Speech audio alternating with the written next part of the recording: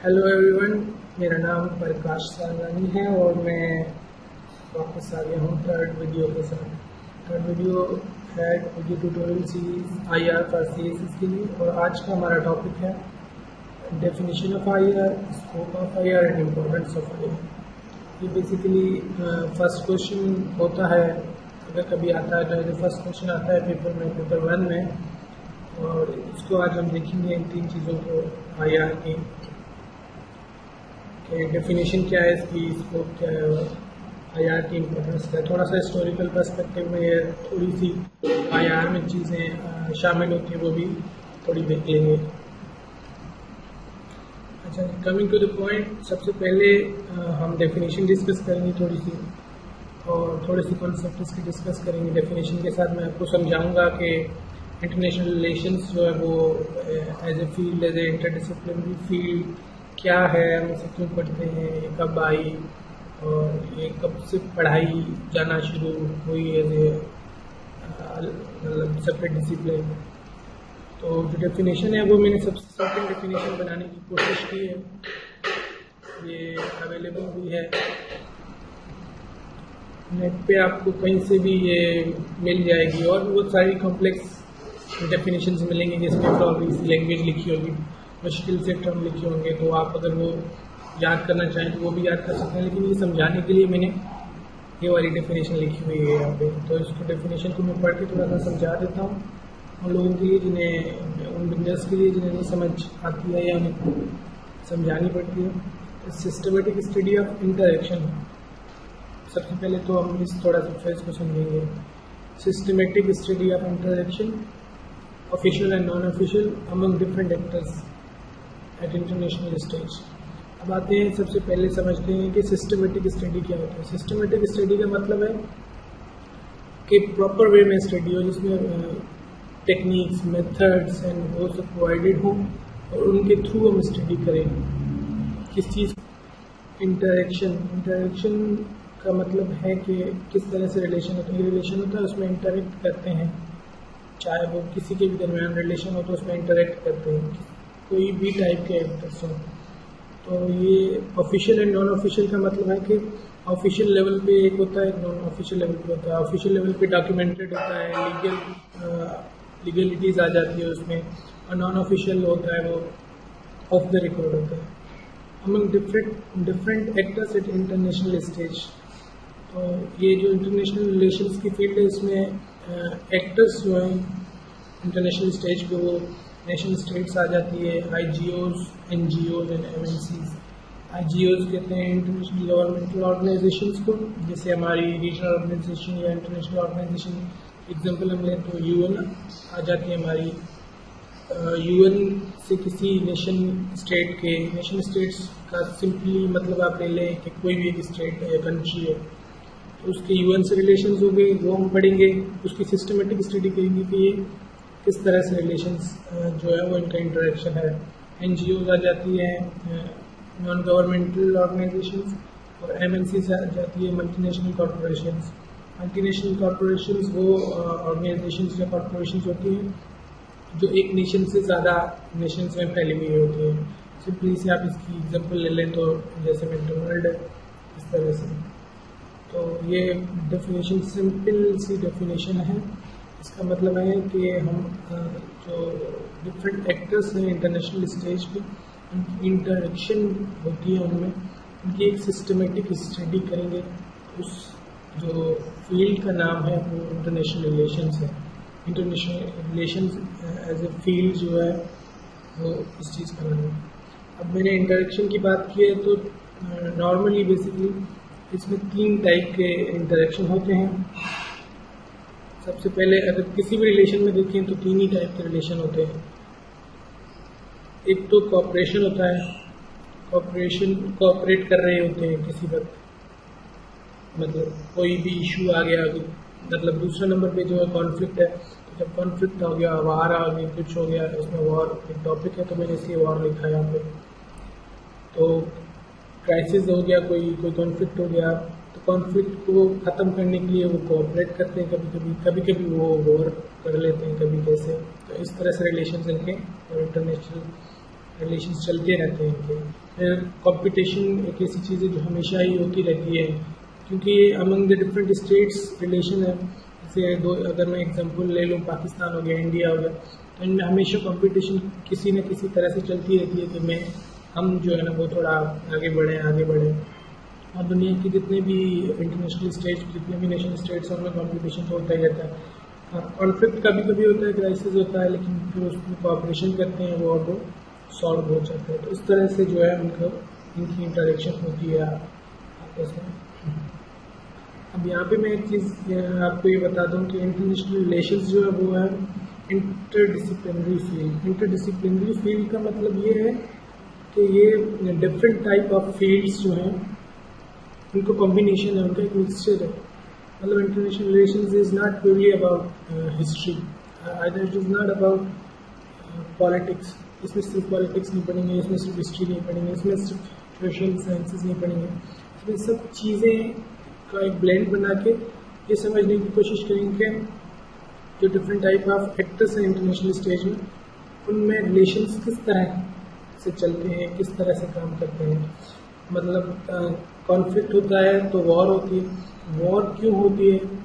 War क्या एक country को वॉर करनी चाहिए या नहीं करनी चाहिए, किस सूरत में वॉर करनी चाहिए, किस सूरत में वॉर नहीं करनी चाहिए, किस तरह की वॉर करनी चाहिए, इस तरह से जो है ना वो इनमें इंटरेक्शन होता है, वो ये हम सब पढ़ेंगे। और इंटरनेशनल रिलेशंस जो है वो एज ए एकेडमिक फील्ड, ये कोई फर्स्ट ये हिस्टोरिकली पुराने दौर में ग्रीक्स ने और ये सब इन सब ने भी लिखा है थोड़ा, जो एंशिएंट हिस्टोरियंस हैं उन्होंने थोड़ा लिखा है कि इंटरनेशनली तब उनके दौर में जो ग्रीक सिटी स्टेट्स होती थी, तो उनमें जो ग्रीक सिटी स्टेट्स हो गया, ये सब ये मैं आपको नेक्स्ट वीडियो में एवोल्यूशन ऑफ इंटरनेशनल सोसाइटी में बताऊंगा। लेकिन अभी आप कॉन्सेप्चुअली ये समझ लें कि होती थी। तो उसमें जो ग्रीक सिटी स्टेट्स होती थी उसमें भी रिलेशंस होते थे, तो पुराने एंशिएंट हिस्टोरियंस हैं उनके बारे में भी लिखा है। लेकिन IR as a academic field जो है वो 20th सेंचुरी में जो है वो एज ए एकेडमिक डिसिप्लिन आया था। जब फर्स्ट वर्ल्ड वॉर होगी, फर्स्ट वर्ल्ड वॉर के बाद जब ख़त्म हुई वर्ल्ड वॉर, तो ट्रीटी ऑफ वर्साइल्स में उन्होंने जो है वो लीग ऑफ नेशंस बना दी। लीग ऑफ नेशंस एक ऐसी इंटरनेशनल टाइप की ऑर्गेनाइजेशन थी जो हमारी ह्यूमन हिस्ट्री में फर्स्ट टाइम जो है वो उन्होंने कलेक्टिव सिक्योरिटी का एक कॉन्सेप्ट आया था कि सब मिलके एक ऑर्गेनाइजेशन बनाते हैं और वो हमें वर्ल्ड वॉर से बचाएगी, और फिर उसके डिफरेंट टाइप ऑफ जो वो पर्पज़ थे, ऑब्जेक्टिव्स थे। तो लीग ऑफ नेशंस जब आई और ये कॉन्सेप्ट आया कि इंटरनेशनल मैकेनिज्म होना चाहिए, तो इस डिसिप्लिन का जो है वो ये डिसिप्लिन बॉन्ड हुआ था as a separate discipline, as a field of study. लेकिन ये जो डिफरेंट या एक क्या बोलते हैं ना कॉमन प्लेस हो जाना, ये यूरोप की डिफरेंट यूनिवर्सिटीज़ में, यूएसए की डिफरेंट यूनिवर्सिटीज़ में, ये जो द वेस्ट बोलते हैं उसको, वहाँ पे सेकेंड वर्ल्ड वॉर के बाद ही पढ़ाया जाना शुरू हुआ था। तो ये फर्स्ट वर्ल्ड वॉर के बाद जो है वो आ गया था, थोड़ी स्पीड से शुरू हुई थी, लेकिन ये सेकेंड वर्ल्ड वॉर के बाद जो है वो पढ़ाया जाना शुरू हुआ था। तो ये तकरीबन कोई 50-60 या 70 ईयर्स जो है वो पुराना डिसिप्लिन है, इतना ज़्यादा पुराना डिसिप्लिन नहीं है, और ये इवॉल्व होता जा रहा है। जैसे ह्यूमन जो है वो नए क्या बोलते हैं डेवलपमेंट्स हो रही हैं साइंस में, टेक्नोलॉजी में, और नए इश्यूज आ रहे हैं, तो उसी के साथ जो है ये डिसिप्लिन जो है इंटरनेशनल रिलेशंस का ये इवॉल्व होता जा रहा है उसी के साथ। तो इसकी जो नेचर है वो भी चेंजिंग नेचर है। एक सवाल होता है कि इसकी नेचर क्या है, तो वो चेंजिंग है नेचर, इसकी चेंज होती जा रही है। जो भी इश्यूज इसमें आते जा रहे हैं, नए उनकी जो इंटरेक्शन होती है स्टेट्स की, उसमें नए इश्यूज आते जाते हैं, तो वो भी इसमें शामिल होते जाते हैं।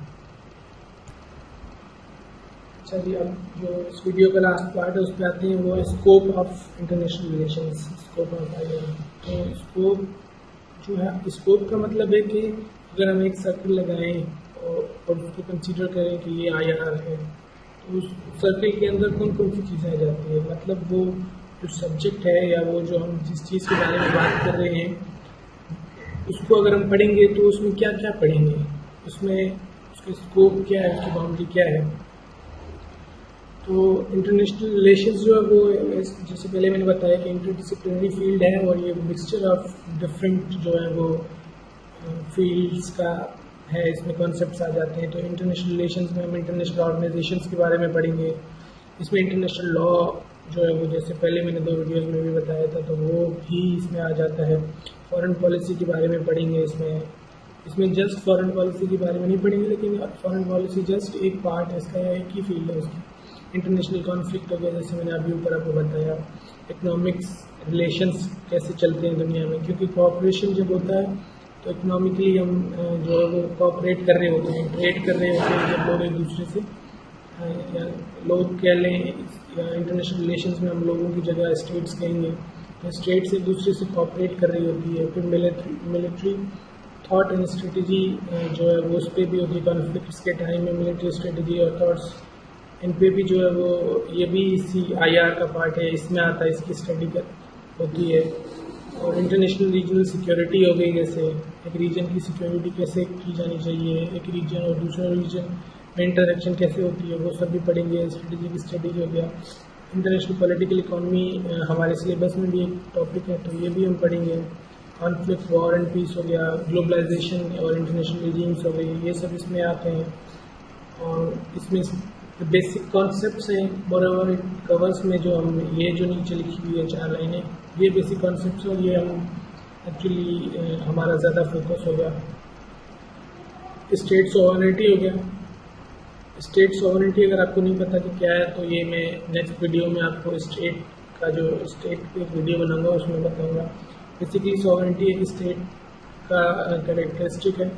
इकोलॉजिकल सस्टेनेबिलिटी आ गई, इसका मतलब है कि इन्वायरमेंटल इश्यूज जो होते हैं हमारे वो पढ़ेंगे हम, मतलब इंटरनेशनल लेवल या ग्लोबल लेवल पे तो इन्वायरमेंट ख़राब हो रहा है, उसको कौन ठीक करेगा। तो ये आगे न्यूक्लियर प्रोलिफरेशन हो गई।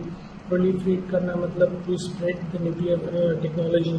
नेशनलिज्म डेवलपमेंट कैसे हो रही है पूरी दुनिया में, रीजनल वाइज कैसे हो रही है, ग्लोबली कैसे हो रही है। टेररिज्म जो कि 21st सेंचुरी का बहुत बड़ा चैलेंज है, इसको कैसे डील करना है। ऑर्गेनाइज्ड क्राइम जो होता है, कार्टेल्स बने हुए होते हैं, माफियाज बनी हुई होती है, ये हो गया। ह्यूमन सिक्योरिटी कैसे करनी है, जैसे अभी सीरिया में बहुत चल रही है, तो इतने सारे रेफ्यूजीज जो यूरोप में चले गए तो उनकी सिक्योरिटी हो गई, या ओवरऑल ह्यूमन सिक्योरिटी हो गई। फिर फॉरेन इंटरवेंशनिज्म आ जाता है, और सबसे बड़ा इसका टॉपिक है वो ह्यूमन राइट्स है, इंसानी हकूक जिसे बोलते हैं, उसको जो है वो कैसे क्या बोलते हैं उसको भी पढ़ेंगे कि उसके क्या इश्यूज हैं।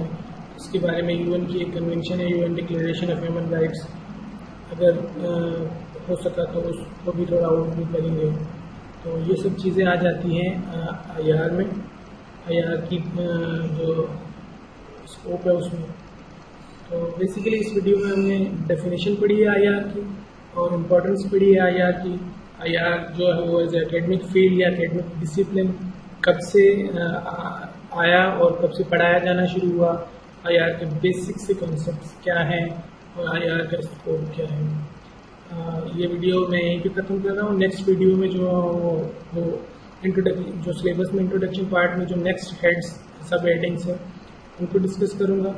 और मेरी आप लोगों से एक रिक्वेस्ट है कि काइंडली अगर आपको ये वीडियोज़ काम की लगती हैं तो काइंडली इन वीडियोज़ को शेयर करें। Thank you guys.